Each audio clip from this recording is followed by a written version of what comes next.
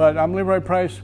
I want to talk a little bit about this book, the book I wrote, and this is Knife Mechanisms. It was 272 pages, and I put a lot of stuff in here, but I left a lot of mechanisms out. I didn't want to have the book going too long, so I decided someday I'd write book 2. So there's some guys like from Italy and a couple of other places. They wanted to know if they could pick up the book at the Blade Show because, you know, they didn't want to go through shipping and all that stuff like that. So I thought I would go ahead and put together what I had in time for the Blade Show. It was a little bit of a hurry thing, so I didn't quite put the polish I wanted in this thing.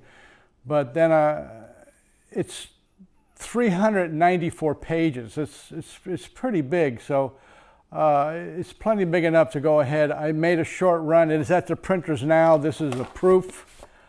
It's pretty much the same. All the knives I showed you in the beginning of this video are in there, and many, many more. The style is pretty much the same. Talk about the mechanism. I add in a few little things that are of interest. I got some the knife makers in here, and it's going to be a paperback, and I wanted to polish it up a little bit more. I think every book needs an index, so we'll have an index, but I wanted to put it in the table of contents, which, you know, I think is kind of superfluous anyway, but I didn't get a chance to do that. So there's a lot of mechanisms in here, like I never got the liner locks in the first book, and never got the switchblade, and a lot of guys said they would like that.